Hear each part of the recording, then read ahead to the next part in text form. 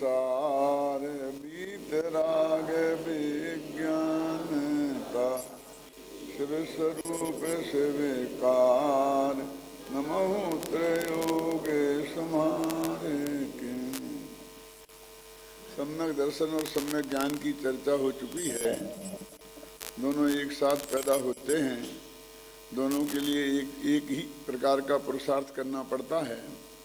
और अंतिम पंक्ति थी जो अपन पढ़ रहे थे चौथी ढाल की 9वां छंद की कि लाख बात की बात यही निश्चय और लाओ तोड़ी सकल जग दंड भंड निज आत्म ध्याओ। इसकी चर्चा में अपन ने ये बात कही थी कि आत्मा के ध्यान करने के लिए जगत के सारे दंड फंद छोड़ना पड़ेंगे। और दंड फंद का अर्थ यही नहीं है कि जो आप धंधे पानी में करते हैं, गृहस्थी के काम में करते हैं, राजनीति में करते हैं। ये कहते हैं कि आत्मा के ध्यान के अलावा ये जो हम आप कर रहे हैं ये भी दंड फंद ही है, समझे ना। शारीरिक बंधन को बोलते हैं फंद और मानसिक द्वंद्व को बोलते हैं, मानसिक जो होता है संकल्प विकल्प उनको बोलते हैं द्वंद्व। ये द्वंद्व फंद है जो दंड फंद हो गया है। क्योंकि आत्मा का कल्याण तो आत्मा के जानने में और उसके ध्यान में ही है, ये तो बाकी सब प्रपंच है। अब इसके बाद वो एक कहते हैं कि सम्यक ज्ञानी होए बहुर दृढ़ चारित्र लीजिए। सम्यक ज्ञानी होने के बाद हमको दृढ़ चारित्र लीजिए की तो भाषा है और चारित्र होता है। वास्तव में स्थिति तो ये है कि जब सम्मा दर्शन ज्ञान हो जाते हैं और 5वें गुण स्थान में कोई जीव जाता है तो उसके ऐसे परिणाम होते हैं। लेकिन चरणानी योग की शैली चाहिए की है कि ऐसा करना चाहिए, ऐसा करना चाहिए। वास्तव में तो अंदर में ऐसी दशा हो तो ऐसा होता है। बहुत संक्षेप में इन्होंने 12 वृत्तों की चर्चा की है। मैं भी ज़्यादा लंबाऊंगा नहीं क्योंकि मुझे 12 भावना की चर्चा भी आज करनी है। देखिए, एक देश अरु सकल देश तसु भेद कहीजे त्रिस हिंसा को त्याग। माने एक देश चारित्र और सकल देश चारित्र। 5वें गुण स्थान में एक देश चारित्र और 6वें 7वें गुण स्थान में सकल चारित्र होता है। अभी कोई आदमी कहे कि मैं ये 12 वृत्त जिनका वर्णन हो रहा है अभी मैं अभी पालन करने लग जाऊं तो क्या मेरा 5वां गुण स्थान हो जाएगा? यदि मैं मुनि धर्म के 28 मूल गुण पालन करने लग जाऊं तो क्या मेरा 6वां 7वां गुण स्थान हो जाएगा? नहीं होगा, क्योंकि पहले मिथ्यात्व जाता है और उसके साथ अनंतानुबंधी कसाई जाती है, तब सम्मा दर्शन होता है। जब ये चली जाए तो उसके बाद अप्रत्याख्यानावरण जाता है। अप्रत्याख्यानावरण जाएगा तो 5वें गुण स्थान होगा और उसके बाद प्रत्याख्यानावरण कसाई जाती है, तब 6वां 7वां गुण स्थान मुनिराज की अवस्था होती है। ख्याल में है ना। तो इनका एक क्रम है, ऐसा नहीं कि हम अप्रत्याख्यानावरण को पहले खत्म कर दें, प्रत्याख्यानावरण को पहले खत्म कर दें, संतुलन को पहले खत्म कर दें और मिथ्यात्व और अनंतानुबंधी कसाय बनी रहे। ऐसा कभी हो नहीं सकता। तो ऐसा जो किसी ने कोई शर्त नहीं लगा दी कि सम्यक ज्ञानी हुए बहुदृढ़ चारित्र लीजिए। वास्तव में स्थिति ऐसी है कि उसके बिना ये संभव ही नहीं है। ख्याल में ना। अब वो संक्षेप में वर्णन करते हैं बाहर का कि त्रिस हिंसा को त्याग वृथा थावर न संहारे। ये 5वें गुण स्थान वाला जो जीव है वो त्रिस हिंसा का तो पूरी तरह से त्यागी होता है। लेकिन 5 जो स्थावर की हिंसा है, पृथ्वी जल अग्नि वायु और वनस्पति, अब ये ऐसी चीजें हैं कि हम बिना सांस किए तो नहीं रह सकते हैं सांस लिए। अब उसमें वायु काय के जीवों की कोई तकलीफ तो होती ही है ना, है ना। ऐसे ही हम पानी पीने के बिना तो हमारा नहीं चल सकता है। पानी तो मुनिराज भी पीते हैं, गृहस्थ तो नहाने धोने। तो जल को भी तकलीफ तो पहुंचेगी ना। पृथ्वी पे रहते हैं, मकान बनाते हैं, उसके साथ और जो छेड़खानी हम करते हैं, वृक्षों की जो सब्जियां हैं उन्हें हम लेते हैं, तो ये जो चीजें हैं स्थावर की, तो स्थावर की हिंसा हमारे जीवन में ऐसा लगता है जैसे अनिवार्य हो। मुनिराज भी ये सब चीजें लेते हैं, जल भी, भोजन भी, लेकिन वे खुद नहीं करते, ख्याल में आई ना। लेकिन गृहस्थ को तो कौन देगा, और उसकी जिम्मेवारी भी है कि वो अपनी अपनी चिंता स्वयं करे, और मुनिराजों की भी करे। वो भी अपने दूसरे पर डिपेंड हो जाएगा तो ये तो अन्याय की बात है ना। तो वो कहते हैं कि इन 5 चीजों के बारे में वृथा ना संहारे, यानी व्यर्थ में ही अनाप शनाप इसका प्रयोग नहीं करे। एक बाल्टी से नहाया जा सकता है तो एक बाल्टी से छनी हुई बाल्टी से शांति से नहा ले, 10 बाल्टी ढोलने की जरूरत नहीं है। ऊपर से नल खोल दिया और घंटों तक बह रहा है पानी, ये करना अच्छा नहीं है। ऐसे ही जमीन पर अग्नि को जितना कम से कम हम उसका तकलीफ हो ऐसे अपना काम चला सकते हैं, वो हमें चलाना चाहिए। हवा है, हवा के संदर्भ में भी ऐसा ही है। देखो ये पंखा चलाते हैं अपन, तो ये पंखे में हवा को तो कितनी तकलीफ होती है वो तो अलग बात है, लेकिन 30 जीव भी बीच में आ जाए तो सब साफ हो जाएंगे कि नहीं हो जाएंगे। कभी कभी ये चिड़िया वगैरह आ जाती है तो उसकी क्या हालत होती है ना। तो इसलिए कहते हैं वृथा थावर न संहारे, अब अपने विवेक से निर्णय करना पड़ेगा। ऐसा कहो चाहे ऐसा कहो कि जब पंचम गुण स्थान वाला होगा तो नियम से उसके ऐसी वृत्ति होगी ही नहीं, ख्याल में है ना। अब ये अहिंसानुवृत्ति की बात हुई, देखो एक लाइन में कह दी इन्होंने, चाहे तो इन्हें घंटों व्याख्यान किया जा सकता है। यानी छेड़ाला कहते हैं ना, गागर में सागर है। कल हम विद्यानंद जी महाराज के पास गए थे तो उन्होंने एक बात कही, अजय प्रसाद जी थे उस वक्त, कि ये गागर में सागर है, मैं नहीं मानता। ये तो सरसों के दाने में सुई से बारीक छेद करो और उसमें सारे आगम को भर दिया है, ऐसा है। गागर तो बहुत बड़ी होती है गागर तो बहुत बड़ी होती है। छेड़ाला का इतने गीत उन्होंने गाए, वो बहुत बहुत अनुमोदना की कि भाई आप जो सिविल लगा रहे हो बहुत अच्छा है काम, ये बढ़िया काम है। तो एक लाइन में त्रिहिंसा स्थावर हिंसा के बारे में हमारा व्यवहार क्या होना चाहिए, संचय वृथा थावर न समारे। त्रिहिंसा का त्याग, ऐसा नहीं चलेगा कि त्रिहिंसा में भी वृथा नहीं करेंगे, काम की करें, काम की कोई सवाल ही नहीं है। त्रिहिंसा का तो कोई सवाल ही नहीं है, ख्याल में है ना। अब पर बधकार कठोर निंद नहीं बयन उच्चारे। अब इसमें भी हम क्या कहते हैं, झूठ नहीं बोलना, वो सत्यानुव्रत है कि कम झूठ बोलना, स्थूल झूठ नहीं बोलना। आता ना, स्थूल मलि कम न बदती, शास्त्र में भी आता है। लेकिन इसमें बहुत मार्मिक शब्द डाला, परबधकार। भले ही वो सत्य हो, लेकिन जिससे दूसरे के चित्त को तकलीफ पहुंचे, दूसरे की हिंसा का प्रसंग बने। बध माने केरा माल जान से ही मारना नहीं होता है, पीटना भी है ना, दूसरे को तकलीफ पहुंचाना। ऐसे वचन नहीं बोले, आता ना, सत्यम ब्रूयात प्रियम ब्रूयात ना ब्रूयात सत्यम अप्रियम। सत्य बोलो और प्रिय बोलो,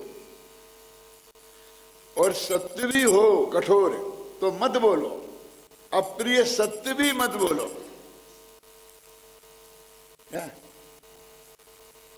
यदि तू ऐसी परिणति करेगा तो निगोद में जाएगा, निगोद में जाएगा। अब बार बार उसको ऐसा बोले तो कि बात तो सत्य है कि सम्मति की प्राप्ति नहीं करेगा, मिथ्यात्व का सेवन करेगा, क्यों? तो यही होगा ना, एवं परिवर्तन पूरे करे, वहीं जाना है।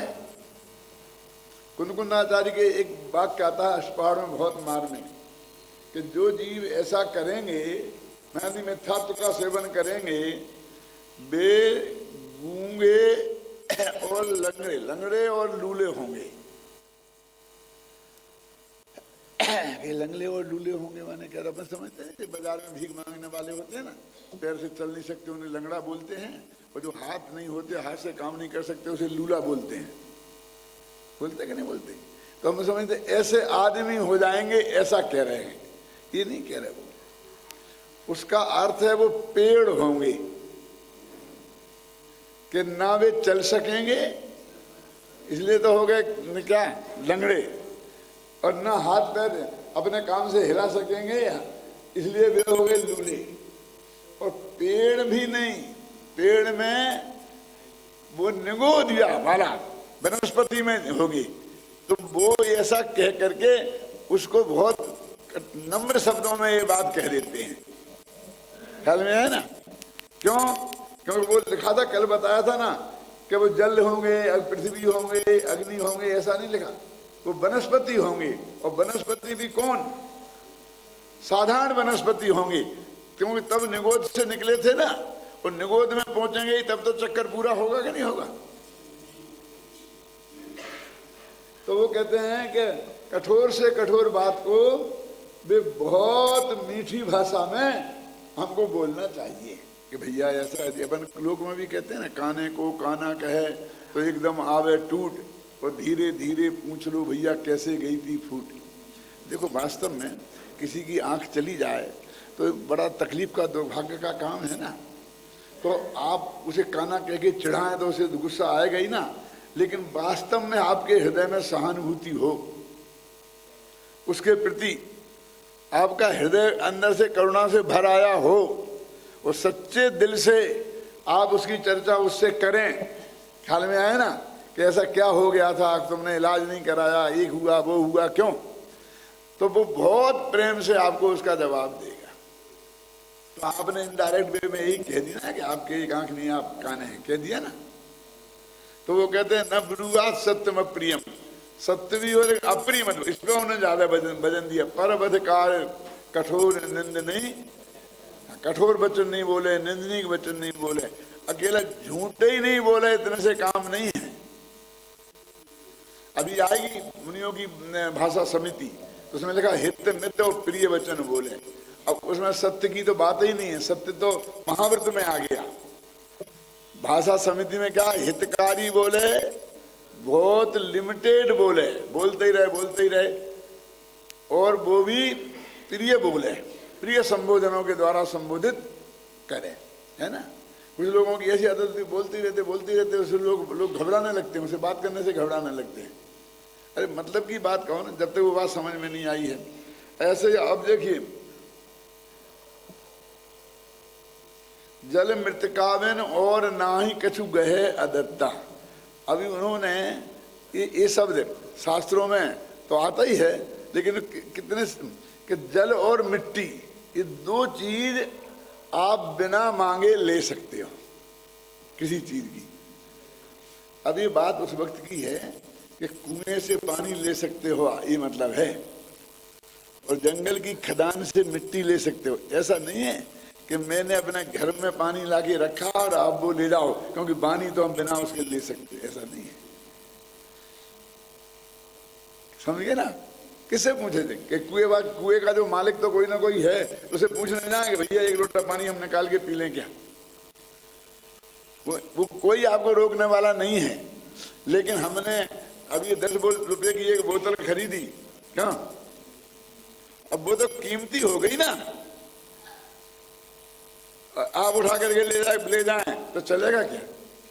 तो उसको उसी संदर्भ में समझना पड़ेगा, है ना। और मिट्टी हम खोद के लाए, अपने घर पर हमने रखी किसी काम के लिए, तो वहां खोदना और लाना वो तो कीमती हो गई ना। कहने का मतलब बिना कीमत की। और कोई चीज भी बिना दिए नहीं ले। तो मुनिराज जल और मिट्टी भी बिना दिए नहीं लेते हैं भाई। पानी तो जो खाना आहार लेते हैं तभी पीते हैं, तो साथ में है ही। एक कमंडल का भी पानी है ना, वो गृहस्थ ही देता है, ऐसा नहीं कि वो कहीं से भी भर लें, है ना। तो अत्यंत संक्षेप में उन्होंने बात, चोरी की बहुत बातें हो सकती थी कि नहीं, सेल टैक्स की चोरी नहीं करे, इनकम टैक्स की चोरी नहीं करे, कितनी चोरी आजकल, इसके बिना तो चलता ही नहीं, उसके बिना तो चलता ही नहीं। लेकिन साहब ये अनुवृत्तियों की बात चल रही, सम्मान दर्शन पहले हो जाए, फिर जो अनुवृत्ति ले लें उसके लिए ये सारी चीजें हैं। और इसका मतलब ये नहीं बाकी के लोग कर सकते हैं, लेकिन निरतिचार इनके ही होगा, नहीं तो बाकी के दोष लगेंगे ही। और निर्बनता को, है ना, सकल नारी सो रहे विरक्ता, अपनी पत्नी को छोड़कर बाकी नारियों से विरक्त रहे, माने राग भाव से उनकी तरफ न देखे। और अब देखिए, और परिग्रह की बात आई ना, अपनी शक्ति विचार परिग्रह थोरो राखे, इसमें भी आप पर ही छोड़ दिया है कि कितना परिग्रह आपको रखना, परिग्रह परिमाण में शास्त्र में नहीं लिखा कि इतना रखना, आप अपने हिसाब से विचार करो। वो परिग्रह परिमाण में आप 1 लाख रुपए भी रख सकते हो, 10,000 भी रख सकते हो, 25 लाख भी रख सकते हो। आप कहोगे ये तो अन्याय है, फिर 25 लाख रख लिए, फिर क्या मतलब उसका लेने का, क्यों? अरे दुनिया में 25 ही लाख नहीं है, अरबों होते हैं ना, चक्रवर्ती की संपदा होती है ना, तो तूने कितनी छोड़ी उसकी कल्पना कर। ऐसे भी 25 लाख रखोगे तो लोग हंसेंगे, है ना, लेकिन आज से 10 वर्ष 20 वर्ष पहले यदि 25 लाख कोई लगता तो हंसते। और आज ऐसी परिस्थितियां बन गई हैं कि 25 लाख में ही दिक्कत होने लग गई है। मेरे ऐसे मैंने बहुत साथियों को देखा है कि जिनने 10-15 वर्ष पहले रिटायरमेंट ले लिया और उन्होंने अपने 2-4 लाख 5 लाख की व्यवस्था कर ली कि इसका इतना ब्याज आएगा तो इससे मेरा खर्चा चलता रहेगा, इसलिए मैं ज्यादा के चक्कर में क्यों पड़ूं। मैं नाम बता सकता हूं लेकिन बताने की जरूरत नहीं है, समझ में आई ना। और अब महंगाई इतनी तेजी से बढ़ी और ब्याज की दर इतनी तेजी से घटी कि वे सब संकट में आ गए। क्यों आ गए ना? ये संकट क्यों खड़ा हुआ पद्म प्रसाद जी, बहुत मार्मिक बात मैं आपको बताता हूं।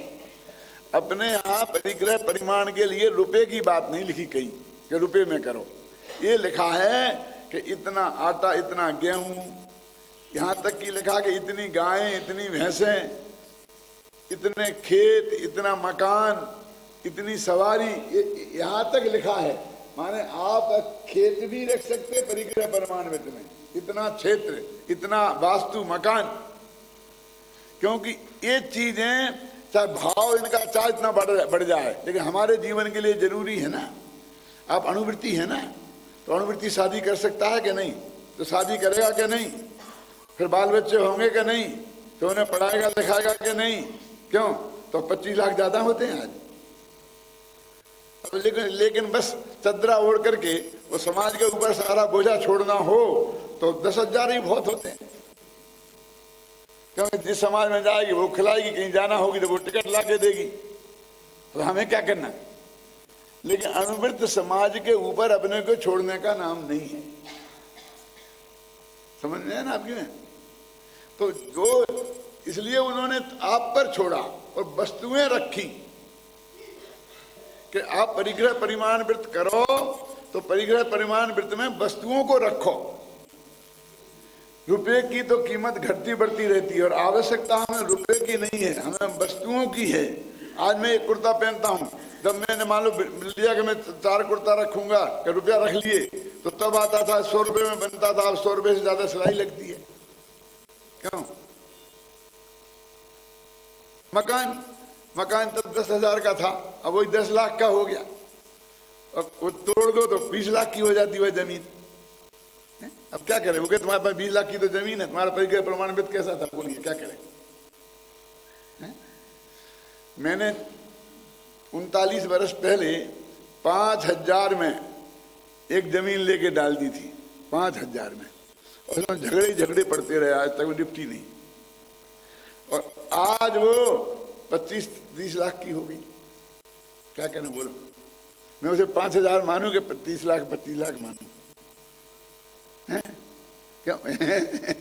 जिस घर में आप रह रहे तो इसलिए कहते हैं अपनी शक्ति विचार परिग्रह थोड़ो रखो, थोड़ा रखो। तो आपको थोड़ा, थोड़े का मतलब आप अपने हिसाब से नहीं लगा सकते, क्योंकि हमने जो त्यागा वो तो चक्रवर्ती की संपदा त्यागी है।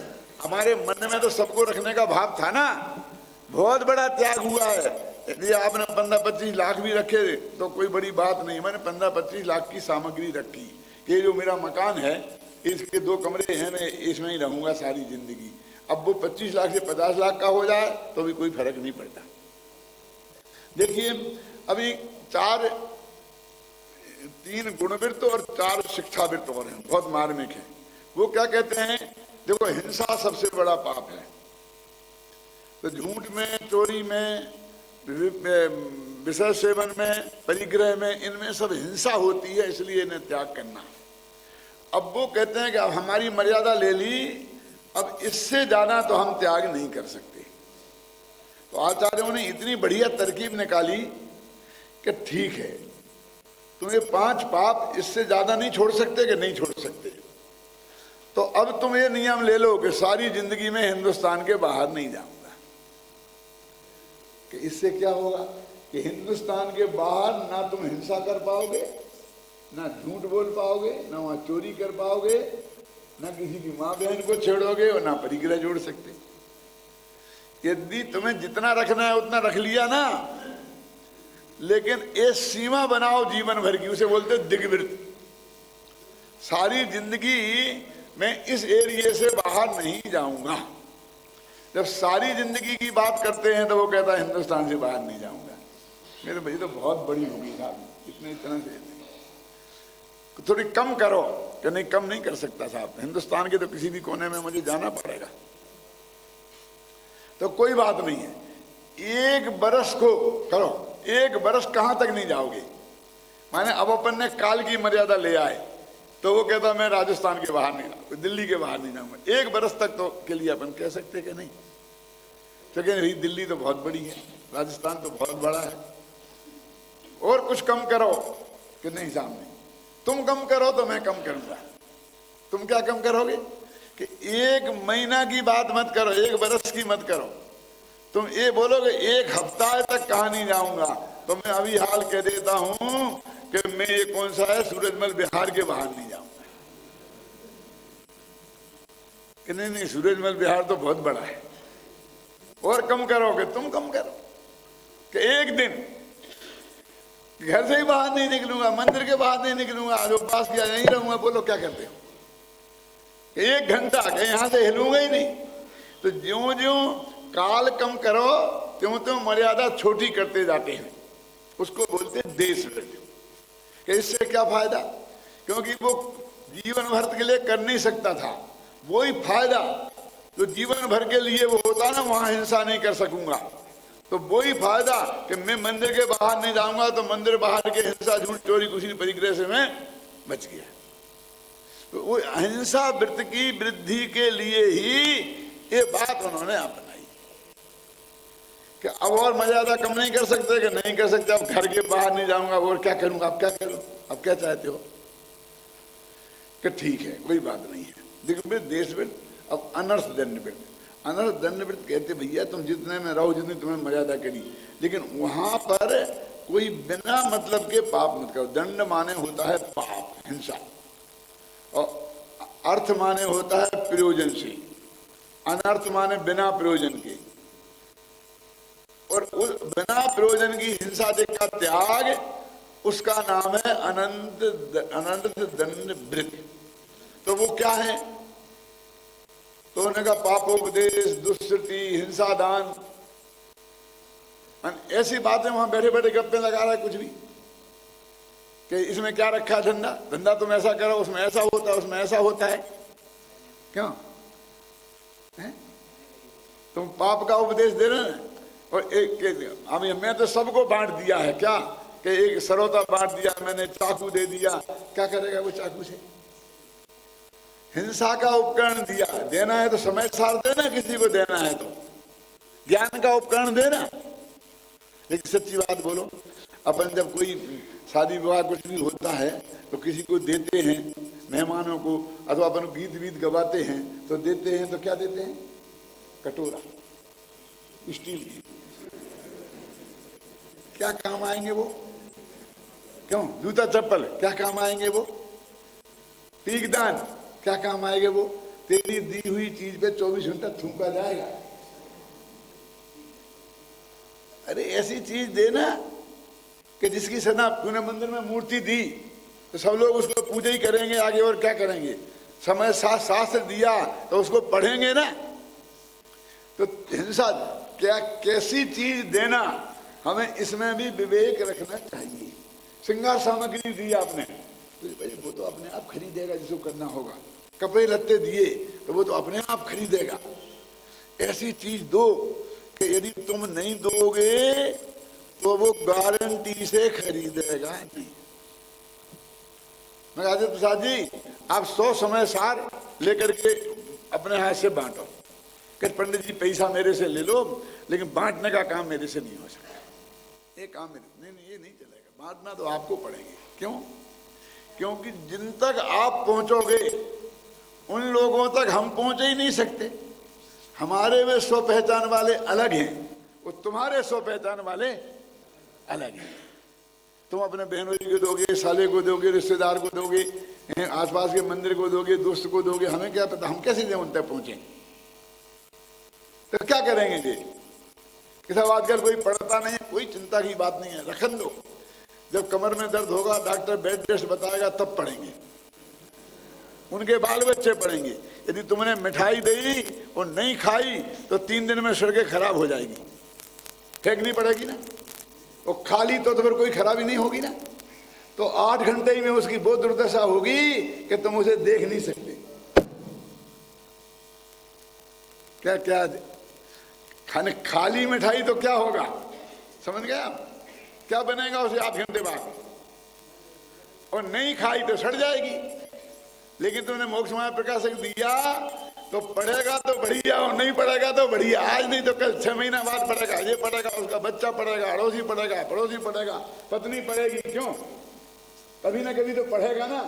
इसलिए कहते हैं ऐसी चीजों का दान। तो व्यर्थ के अनर्थ का दंड नहीं करना। अब मर्यादा में आ गए ना, अब व्यर्थ का पाप नहीं करना। कि अपना जिनसे प्रयोजन है वो तो कर सकते हैं ना।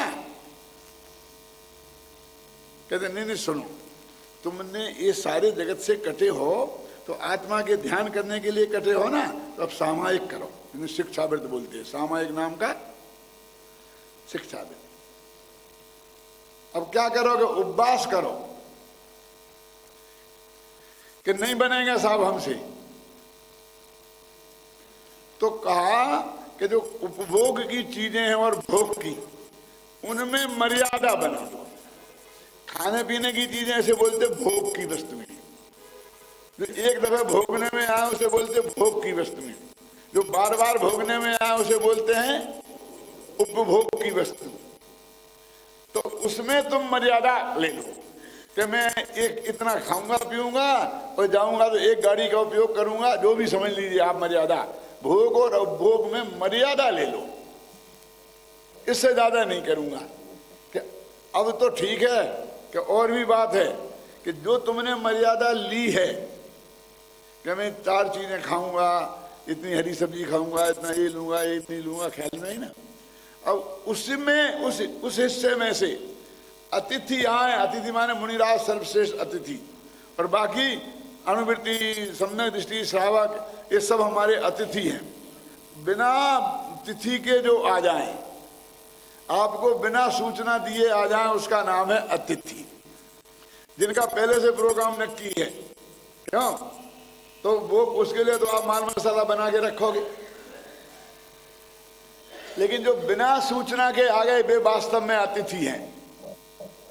और उनको उस अपनी जो तुमने भोग सामग्री रखी थी मर्यादित, उसमें से कुछ हिस्सा उन्हें दो। अपने लिए भोजन बनाया था महाराज मुनिवराज को, उसमें से आहार डाल दो। कोई आ जाए मेहमान, अचानक मित्र आ जाए कि अभी तूने 2 आदमी की बात, साहब 2 में 3 समा जाएंगे, बैठो। तो होता कि नहीं होता है? क्या है करना? माने उस ऐसा नहीं कि आप जल्दी बैठो, मैं बनाता हूं, मैं तैयारी करता हूं। तैयारी की क्या जरूरत है भाई? जो तुमने बनाया है वही मैं खा लूंगा, होता क्या नहीं होता, उसको बोलते अतिथि समविभाग। तो ऐसे ये 12 व्रत हैं, ये उनके अपने जीवन में आना चाहिए और अंत में समाधि मरण होना चाहिए। समाधि मरण के मामले में मैंने एक बात कही थी, आज हमारे जयपुर में एक केस चल गया, किसी माँ बहन ने समाधि मरण लिया था, वो श्वेतांबर बहन थी, वहाँ उनके संथारा बोलते हैं, पट्टी वाले संथारा बोलते हैं, तो खूब जुलूस निकलना, रोजीना डॉक्टरों को बुलाना, रोजीना अखबार में देना, फोटो छपना, रोजीना सब बहुत है, उसका प्रचार हुआ। किसी ने जाकर के अदालत में एक जनहित याचिका लगा दी कि ये आत्महत्या कर दे। अब केस चालू हो गई, अब सारी समाज चिंता। समाधि मरण तो हमारा बहुत बड़ा धर्म का अंग है, और उस पर ही पूरे पे प्रतिबंध लग जाए तो समाज की चिंता हो गई, समाज की मीटिंगें लगनी, दिगंबरों की श्वेतांबरों की दोनों की कमांड। अब हर एक में मुझे बुलाया गया और सब बातें तो हुई कि अच्छे से अच्छा वकील करो, सब करो, वो तो सब हुआ। लेकिन एक बात मैंने ये बात कही, अजीत प्रसाद जी बहुत समझने लायक बात है, कि ये क्यों हुआ। हमने समाधि मान लिया इसलिए नहीं हुआ, ये जो हमने प्रचार किया अखबार वालों को, टीवी वालों को बुला बुला करके, तब ये हुआ। यदि घर में हम शांति से समाधि मान लें तो कोई आकर हमको कहता है तुमने रोटी खाई कि नहीं खाई, कौन किसको पूछता है। मैं आपसे पूछता हूँ तुमने क्या खाया और क्या नहीं लिया। तो इसको बोलते हैं महिमा मंडन। ये महिमा में सती प्रथा का भी विरोध क्यों, महिमा मंडन का विरोध ज्यादा होता है, ख्याल में है ना। तो मैंने कहा कि एक प्रतिज्ञा हम लोग करें कि आज से धर्म के काम का जबरदस्ती नकली महिमा मंडन नहीं करें, क्योंकि इससे 2 फायदे होंगे। एक तो इससे बच जाएंगे हम, और दूसरा फायदा ये होगा तो महिमा मंडन के लोग में 10-10 दिन के उपवास लोग कर रखते हैं, तो समाधि में ले लेते, समाधि का अर्थ नहीं समझते हैं, वो ले लेते हैं, ख्याल में है ना आपकी में ना। तो जो नकली होता है वो कम से कम रुक जाएगा, जो महिमा मंडन के कारण होता है। तो समाधि में तो हमारी, मैंने कहा हर सभा में कि मैं घोषणा कर रहा हूं कि मैं समाधि में, विद्यानंद जी ने समाधि घोषित कर दी कि नहीं कर दी, क्यों। समाधि में तो जैन धर्म का अंग है, तो इसमें लिखा है, देखो अंतिम पंक्ति में पढ़ो,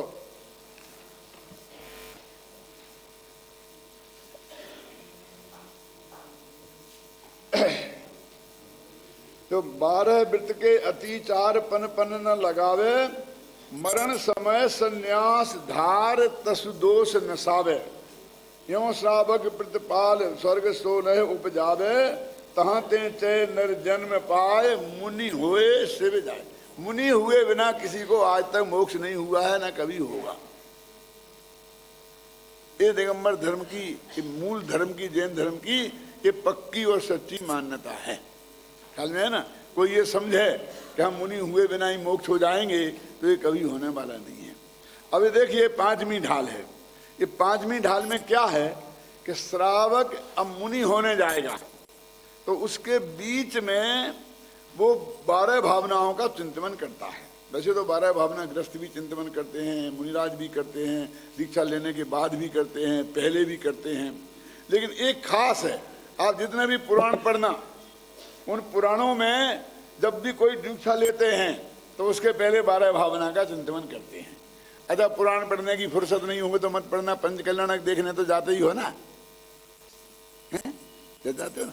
तो वहां भी जब तीर्थंकर दीक्षा लेते हैं तो उसके पहले वे 12 भावनाओं का चिंतन करते हैं। आपने देखा हो ध्यान से, तो दीक्षा कल्याणक के दिन, इसलिए 12 भावना जितने पुराण होंगे सब पुराणों में एक 12 भावना मिल जाएगी। ये दौलत राम जी की 12 भावना है, भूदेवदास जी की 12 भावना भी अपन ने पढ़ी है। तो देखो ये 12 भावना को इसकी शुरू से लेकर हम देखते जाएंगे तो 8, 7, 8 छंद ऐसे आएंगे कि जो आपको वैराग्य दिलाते हैं। क्यों, देखो पढ़ो, मुनि सकल वृत्ति बड़ भागी, भव भोगन तय बैरा। देखो मार्मिक बात क्या कही, भाग्यवान इस जगत में कौन है। क्यों, ये पैसे वाले के नेता के बड़े बड़े ऑफिसर सच बोलो छाती पे हाथ रख करके, हम किन्हें भाग्यवान मानते हैं? ये कहते हैं मैं मुनिराज ही बड़े भाग्यवान हैं, बाकी तो सब अभागे हैं। वैराग्य उपावन माई, वैराग्य की उत्पत्ति में वे 12 भावनाओं का चिंतन करते हैं। इसमें एक सिद्धांत समझ लेना कि जिस चिंतन से वैराग्य उत्पन्न हो उस चिंतन का नाम 12 भावना है। जिस चिंतन से द्वेष उत्पन्न हो उसका नाम 12 भावना नहीं। ये नक्की हो गई। अब कुंदकुंदाचार्य ने 12 भावनाएं लिखी हैं, एक उसका नाम है द्वादशानुपेक्षा, किताब का नाम। तो उसमें ये लिखा है कि ये जो 12 भावनाएं हैं ये आनंद की जननी हैं। तो एक तो वैराग्य की जननी हो गई और एक आनंद की जननी हो गई। तो अब 2 शर्तें लग गई कि जिस प्रकार के चिंतन से वैराग्य हो और सुख पैदा हो, दुख नहीं हो, आकुलता नहीं हो, घबराहट नहीं हो, उसका नाम 12 भावना है। अब देखिए मैं आपको एक दौलत राम जी की है और भूजरदास जी की, वो भी अपन को सबको याद है। दोनों की तुलना करता हूं जरा। राजा राणा छत्रपति हाथ इनके असवार, मरना सबको एक दिन अपनी अपनी बार। दल बल देवी देवता मात पिता परिवार, और मरती बिरिया जीव को कोई न राखन। तब ये याद है मौत मौत की चर्चा आई। क्या मरना पड़ेगा, मरना पड़ेगा, और मरते समय कोई नहीं बचा पाएगा। क्यों मरना पड़ेगा? ये अनित्य भावना, और कोई नहीं बचा पाएगा, ये आश्रण भावना। अब ये पढ़ते पढ़ते हमारे दिल में घबराहट पैदा होती है, भय लगता है। क्यों? हाय राम, मरना पड़ेगा, हमें भी मरना पड़ेगा, और कोई नहीं बचा पाएगा। समझिए ना? तो समझ लेना कि ये 12 भावना का चिंतन तुमने नहीं किया। कि इसमें लिखा है ना, राजा राणा छत्रपति और हाथ इनके असवार सब मर गए। क्यों? और मरते समय कोई नहीं बचा पाएगा, तो घबराए नहीं तो क्या करें? हंसने लग जाए, खुशी मनाए कि हाँ मनाओ। तो नहीं तो वो 12 भावना नहीं है, क्योंकि 12 भावना आनंद की जननी होती है, वैराग्य की जननी होती है। वो शर्त रखो। यदि वैराग्य उत्पन्न नहीं हुआ और आनंद नहीं आया तो समझ लेना कि ये 12 भावना का चिंतन नहीं है। गलती किसकी है? लिखने वाले कवि की कि हमारी? सुनो, उसमें लिखा है ना, मरना सबको एक दिन। क्या अर्थ है इसका? सब हम एक दिन मर जाएंगे, माँ बाप बेटे बच्चे, एक दिन। ये अर्थ है क्या? एक दिन अर्थ नहीं है उसका। एक ना एक दिन माने कभी ना कभी। सही अर्थ नहीं समझेंगे तो चक्कर हो जाएगा। और कब कि अपनी अपनी बार, मैंने सबका नंबर लगा है, माने डेट फिक्स है। जब डेट फिक्स है तो उसके पहले मरोगे भी नहीं। क्यों? तो ये जीवन की गारंटी है कि मौत की बात है। अब तुम्हें जीवन की गारंटी दिखेगी तो आनंद आएगा, मौत दिखेगी तो घबराहट होगी। फिर लिखा ना कि कोई ना राखन हार, मरती बिरिया जीव को कोई नहीं बचा पाएगा। लेकिन कब? जब मरने का काल आएगा तब। माने वो काल नक्की है, उसका मतलब उसके पहले कोई मार भी नहीं पाएगा, और आएगा तो बचा नहीं भी सकता। तो आप क्या चाहते हो? वस्तु का स्वरूप तो यही है ना। जैसे कि एक गेहूं पैदा होता है तो वो 100 दिन में पक करके झड़ जाता है। क्यों जी? वो 1000 वर्ष तक खड़ा रहे खेत में, तो क्या होगा? तो अगले साल की फसल कैसे उगेगी? क्यों? तो ऐसे ही आप मरो ही नहीं कभी, तो अगले बाल बच्चे कहाँ आएंगे? वे कहाँ रहेंगे? तो आपको समय पे छोड़ के जाना चाहिए कि नहीं? अब हम तो ऐसा काम कर रहे कि जो जिंदा है उन्हें मरने नहीं दे रहे, और जो पैदा होना चाहते उन्हें पैदा नहीं होने दे रहे। भाई आखिर जब जनसंख्या में कंट्रोल करना है तो क्या करोगी? यहाँ मृत्यु पे कंट्रोल कर रहे हैं और वहां जन्म पे कंट्रोल कर रहे हैं, तो उसका परिणाम क्या होगा? एक दिन से बुढ़े ही बुढ़े हो दिखेंगे इस देश में, बच्चे तो दिखेंगे ही नहीं, और जवान तो आएंगे कहां से? क्या होगा इस देश का? तो समय पे जन्मे हैं और समय पे मरना, इस परम सत्य को हमें स्वीकार करना चाहिए सच्चे दिल से हैं। लेकिन और उस समय आने के पहले नहीं मरेंगे ये गारंटी है, तो फिर घबराहट नहीं होगी। लेकिन इसमें अनित्यता माने ये चीज कायम हमेशा रहेगी, ऐसी चीज नहीं है। अब कहोगे कायम नहीं रहेगी तो इसमें से आनंद कैसे आएगा? आनंद आएगा? हम बीमार हैं, बहुत तकलीफ है, यदि वो अनित्य नहीं हो तकलीफ, तो कभी स्वस्थ नहीं हो सकेंगे। बोलो, हम संसार में है ना, अभी दुखी है ना। यदि ये अनित्यता नहीं होता संसार, तो कोई जीव कभी मोक्ष जा ही नहीं पाता। तो ये अनित्य होना ये हमारे हित में है कि हमारे विरुद्ध है? जब हम दुखी हैं चारों गतियों के जीव, तो ये चीज नष्ट हो जाएगी और मोक्ष हमें प्राप्त हो सकता है।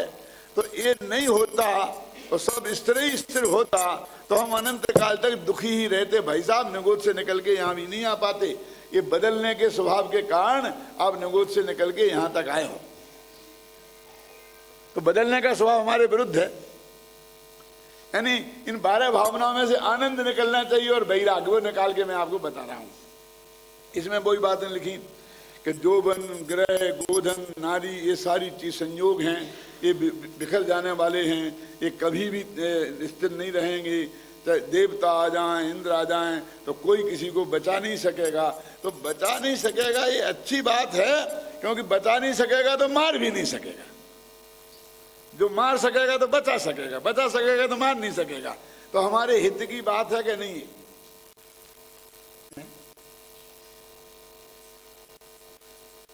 ये आनंद आना चाहिए। वो कहते हैं कि सारे संसार में 3 चीजें ध्यान से देखना। अनित्य भावना माने ये जो संयोग हैं ये गारंटी से बदलेंगे। तो अभी हम सबकी स्थिति खराब है, तो ये बात हमारे हित में है क्या? हित में बदलेंगे, हित में। अब जब ये बदलेंगे तो दुनिया की कोई ताकत उसे बदलने से रोक नहीं सकेगी। इसमें क्या खराबी है? क्यों? यदि कोई आदमी रोक देता, हम गरीब हैं, दुखी हैं, अब वो हमको दुख नहीं मिटने देता, क्यों? तो ये दूसरी भावना हो गई। क्या? संयोग नष्ट होंगे, अनित्य भावना, और नष्ट होते समय कोई नहीं रोक पाएगा, पहले नहीं रोक पाएगा। ये बात कहाँ है? तब कहते थे माथा मत करो, हमारा दिमाग खराब मत करो तुम, ऐसी चर्चा कर करके कि सब चला जाएगा, सब चला जाएगा। अरे जितने दिन है उतने दिन तो सुख शांति से रह लेने दो। मर जाएंगे, मर जाएंगे, मर जाएंगे, मौत की याद दिला दिला कर हमारी जिंदगी खराब कर रहे, क्यों? तब वो कहते हैं कबहू न सुख संसार में, सब जग देखो जान। इसमें लिखा ना, चौगत दुख जीवे भरे हैं, परिवर्तन पंच करे हैं, सब विधि संसार असारा, या में सुख नहीं लगा रहा। क्या कि तुम कहते हो हमें भोग लेने दो, क्या? जब तक तो है क्या भोगने को? दुख ही दुख तो है। पहले देखो, ये दुख है, सुनो, ये दुख एक दिन जाएंगे। अपना आनंद की बात है ना, ये दुख जाते वक्त कोई तुम्हें रोक नहीं सकेगा। आनंद की बात है ना। और इस संसार में जो भी है वो दुख ही दुख है, सुख है ही नहीं, इसलिए इसके जाने ही अच्छा है। बोलो, तो कहाँ इसमें दुख की बात आई? फिर वो कहते हैं कि नहीं नहीं नहीं भैया, जो भी दुख आया होगा तो हम सब मिल बांट के भोग लेंगे। बोलते ना, 5 पंच मिल कीजिए काजा, बिगड़े सुधरे आए ना लाजा, मिल बांट के भोग लेंगे। कहते भैया ये धोखे में मत रहना, मिल बांट के भोगने की व्यवस्था जैन धर्म में नहीं है। आप अकेला अवतरे और मरे अकेला होए, और यो कम हूं यहाँ जीव को साथी सगा, है ना। इसमें भी यही लिखा है, देखो, शुभ अशुभ कर्म फल जेते, भोगे जिया एक ही तेते। सुदारा होए न सीरी, सब स्वार्थ के हैं भीरी। जरा इसमें समझना मार्मिक बात है। क्यों जी? मेरे पेट में भयंकर दर्द हुआ, तो मुझको ही भोगना पड़ेगा कि थोड़ा पत्नी बांट सकती है, पिता बाप बेटा बांट सकता है? नहीं बांट सकता है। तो दो बातें अलग अलग हैं कि बांट नहीं सकता है कि बांटता नहीं है। यदि बांटता नहीं है ये सोचेंगे तो द्वेष पैदा होगा, और बांट नहीं सकता है तो वीतरागता पैदा होगी। हम क्या कहने लगे? बांटता नहीं है। अब देखिए, दो आदमी हैं, देखिए भयंकर पेट में दर्द हुआ, डॉक्टरों को बुलाया, ये आया, उन्होंने वो इंजेक्शन लगाया मार्फिया का, लेकिन फिर भी पेट का दर्द मिटा नहीं, मरीज तड़पता ही रहा। तो डॉक्टर ने कहा कि देखो भैया, 2 इंजेक्शन लगा चुका, अब नहीं लगा सकता हूँ, अब लगाऊंगा तो मरीज मर ही जाएगा। अब तो ये सुबह अस्पताल खुलेगा, तब जाकर के इसका ऑपरेशन होगा, और तब पता पड़ेगा क्या है कैसा क्या है। तब तक कुछ नहीं हो सकता, इसको तकलीफ भी भोगनी पड़ेगी। अब डॉक्टर चला गया, अब घर वाले बैठे। सब सोचना जरा, दो एक आदमी है वो कहता है कि घर वालों को नींद आ रही है, पेट में दर्द घर वालों को थोड़ी हो रहा है, उसे हो रहा है। बुध दिन रात मेहनत करके आए हैं तो नींद आएगी। तो वो कहता तुम लोग फुसर फुसर करके सो रहे हो और मैं यहां तड़प के मर रहा हूं, क्या हुआ? क्यों? तो और दुख होगा, क्योंकि वो बांट तो सकते नहीं है, उसके पेट का दर्द तो ले नहीं सकते। हाँ, रो रो करके अपने पेट में दर्द नया पैदा कर सकते हैं। क्यों? यदि समझदार आदमी होगा तो ये कहेगा भैया तुम जाओ सो, अब तो मैंने जितनी कोशिश कर ली, अब तो ये मेरे को ही भोगना है। कि नहीं, हम कैसे सो सकते हैं? आप तड़प रहे हो कि भैया नहीं सोओगे तो सुबह अस्पताल कौन ले जाएगा? फिर तुम भी बीमार हो जाओगे, ख्याल में आई ना? इसलिए तुम जाके सो। समझदारी का तो ये काम है ना, क्योंकि कोई मेरे दुख को बांट नहीं सकता। बोलो, दोनों के चिंतन में कितना फर्क है? तेरा चिंतन वो 12 भावना का नहीं है, दूसरा चिंतन वो 12 भावना का है। क्यों? कि मेरा सुख दुख मुझको ही भोगना पड़ेगा, और मोक्ष में भी मैं अकेला ही जाऊंगा। ले दौलत प्राण प्रिया को हम मुक्ति ना जाने पाएंगे, यदि एकाकी चल पड़े नहीं तो यहीं खड़े। तो ये सारे संयोग अपन बोलते हैं ना, स्त्री पुत्र मकान के सुदारा होए न सीरी, सब स्वार्थ के हैं भीरी। तो ऐसा सोचोगे तो देश होगा। अरे भैया, ये हमारा चाहते हुए भी कुछ कर नहीं सकते। हमारे शुभ अशुभ कर्म का उदय आएगा, वो हमको ही भोगना पड़ेगा। ये चिंतन, ये 12 भावना का चिंतन है। फिर वो कहता ठीक है, निबट गए, स्त्री पुत्र कुटुंब सब भी निबट गए, इससे कुछ लेना देना नहीं रहा। अब अपना शरीर तो रह गया ना, अब अपना शरीर का अपने ही रह गए ना, अब तो अकेले। क्यों? वो अकेले का मतलब क्या समझता है कि मैं पंडित हुकुमचंद अकेला, कोई स्त्री पुत्र मेरा साथी नहीं। लेकिन भगवान क्या कहते हैं कि ये तो बहुत पिंड है, हजारों चीजों का साथ है, अकेला कहाँ है? ये शरीर तेरा साथ है ना, अकेला कहाँ है? कहने नहीं, शरीर तो मेरा ही है, आखिर इसे संभाल के रखना ही पड़ेगा। तो असुचि भावना में जाकर के कहा कि भैया पले रुधिर राधे मले थैली की कस बसा दी ते मैली, नवे द्वारे बहें घेने कारी, अस देह करे के मैं यारी। अब कहते जरा विचार तो कर ले, तुझे अपनी अपनी कहता है, पहले सोच तो लीजिए कितना गंदा है। इस देह के संयोग में जो वस्तु पल भर आएगी वह भी मलिन मल मूत्रमय दुर्गंधमय। मैंने बोला ना, इतना बढ़िया भी हलवा खाया था ना, तो 8 घंटे में उसकी क्या दुर्दशा होती है? क्यों? इस शरीर के संयोग में आने से दुर्दशा होती है। समझले तेरा शरीर कैसा है? ये पानी है ना, पानी एक हर चीज को पवित्र करता है। कपड़ा गंदा हो जाए तो धो लो तो वो भी साफ हो जाता है ना। मकान को ये पानी से धोने से सब चीज को अपन पवित्र मान लेते कि नहीं मान लेते हैं? नहाने तो अपन पवित्र हो गए। लेकिन ये अपना मोह ऐसा है कि इसे पानी से धोएं तो मुंह तो पवित्र नहीं होता है, पानी जूठा हो जाता है, पानी अपवित्र हो जाता है। कि 100 दफे कुल्ला करें और कोलगेट के सुरक्षा चक्र से इसे परम पवित्र बना लें और फिर भी मुंह में पानी दें तो वो पानी जूठा होता है कि मुंह पवित्र हो जाता है। देखो, मलिन वस्तु हर लेत सब जल स्वभाव मलछीन। पानी का स्वभाव सारी मलिन वस्तुओं को हर लेना है, लेकिन ये हमारा मुंह जिसे हम परम पवित्र मानते हैं, ये ऐसा है कि उस पानी को भी अपवित्र कर देता है। इसके संयोग में अठपेरा घी से बनी हुई, हाथ की चक्की का आटा, क्यों जी, कुएं का पानी से ला करके बढ़िया वो बनाया खाना परम शुद्ध है ना वो तो। अरे वो इसके पास में जाके इसे छुआ और फिर उससे कोई छूने को तैयार नहीं है। तो इस देह के लिए तो, इस देह के संयोग में जो वस्तु पलभर आएगी वह भी मलिन मल मूत्र में दुर्गंधमय हो जाएगी। लेकिन एक चीज ऐसी है कि इसके संयोग में लाखों करोड़ों अरबों वर्ष तक रही और वो गंदी नहीं हुई। किंतु रहे इस देह में निर्मल रहा जो आत्मा, वह गे है श्रद्धेय है, वह देवी वह ख्याल में है ना। तो इस 6 भावनाओं में संयोग मन स्त्री पुत्र मकान जायदाद रुपया देशा नगर देश गांव और शरीर, ये हमारे नहीं है। इनसे राग करने से कोई फायदा नहीं है, द्वेष करने से भी कोई फायदा नहीं है, क्योंकि ये हमसे बिल्कुल जुदे हैं।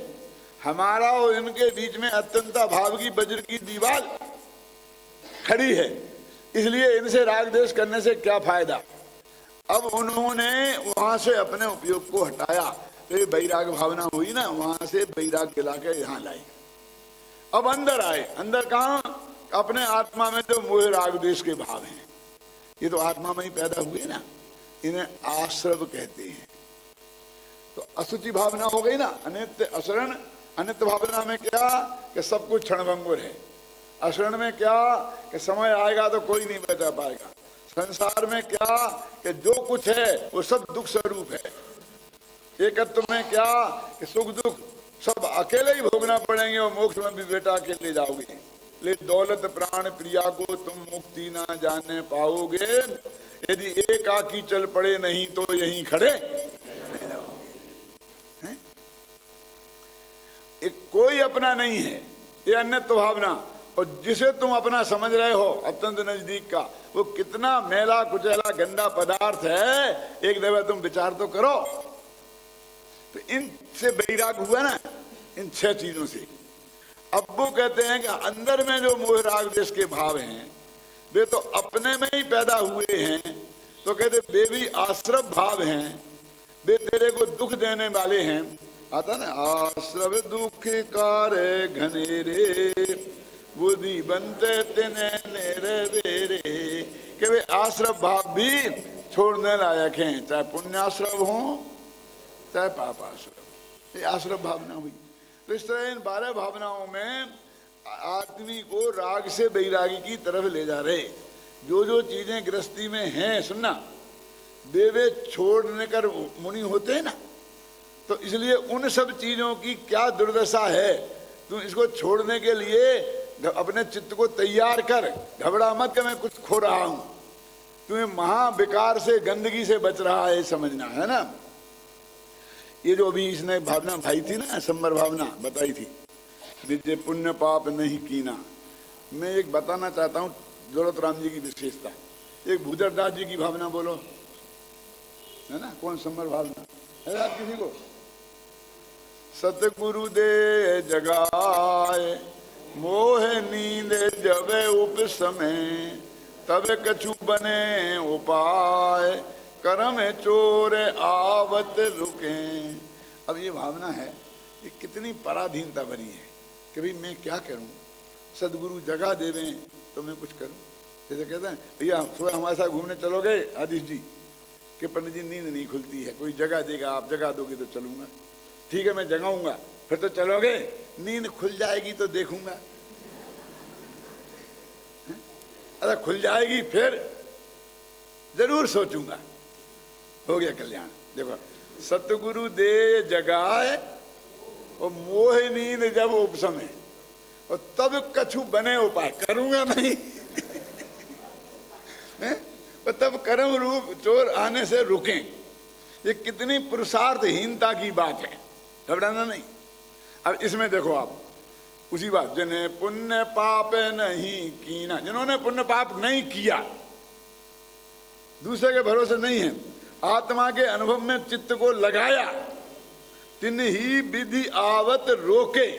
देखो वहां था कर्म रुके और यहां है रोके, फर्क हुआ ना। कर्म चोर आवत रुके अखिल, और यहां तिन ही विधि आवत रोके। कितना पुरुषार्थ जागृत हो रहा है। ये भावना कितनी पुरुषार्थ प्रेरक है। और वो कैसी है, जैसे दीनता की रोने की हुई है, मैं क्या कर सकूं, मैं कुछ नहीं है, मेरे हाथ में कुछ नहीं है ना। तब ही देखा ना, तिन ही विधि आवत रोके, संबर लई सुख अवलोके। फिर देखो, निज काल पाए विधि झरना, तासो निज काज न सरना, तब करी जो कर्म खिपावे, सो ही शिव सुख दर्शावे। देखो ये क्या होता है कि निर्जरा बोलते हैं ना, कर्मों का झड़ना। कर्म तो अनादि से झड़ रहे हैं, क्योंकि जो कर्म बंधता है, उदय में आता है तो फल देकर खिर जाता है, झड़ जाता है।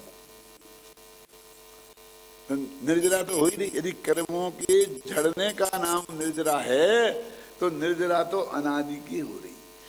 अनादि से कर्म में आत्मा फंसा है, ये बात सही है, लेकिन वो कर्म बेई के बेई नहीं है, वे बदलते रहते हैं। 24 घंटे चोर के पीछे पुलिस लगी है, ये सही बात है, लेकिन 8-8 घंटे में ड्यूटी बदलती रहती है पुलिस वाले की। वो कर्मों की ड्यूटी बदलती रही है, तो अनादि का कोई कर्म हमारे साथ नहीं है, समझे ना। लेकिन वो कहते हैं कि ऐसे कर्म जो झड़ते हैं, उनसे हमारा कोई काम चलने वाला नहीं है, क्योंकि जितने झड़ते हैं उतने बन जाते हैं। ये पुलिस वाला जाएगा तो दूसरे पुलिस वाले को 4 सम लागे जाएगा। क्यों? हमारी जेल इससे छूटने वाली नहीं है। तो कब छूटे जेल? कि जब ये जाए और दूसरा पुलिस वाला आए नहीं और ये किसी को चार्ज दे नहीं। तो ऐसे कर्म झड़े कि उसके साथ नए नहीं बने। तो वे कब होंगे? कि जब हम तप करेंगे। तप करेंगे मन अनुसनादि की बात नहीं है, इच्छा निरोधा। जब हम वितराग भाव में अंदर में आत्मा के ध्यान में जाएंगे, ध्यान सबसे बड़ा तप है, तब वो आते हुए कर्म रुकेंगे और तब वो कर्म झड़ेंगे, तो हमारा काम होगा। ख्याल में है ना। तब कर जो कर्म खिलावे सो ही शिव सुख दर्शावे। आज का समय हो गया, ये 3 भावनाएं रह गई हैं, उनकी चर्चा अपन कल करेंगे। और बाकी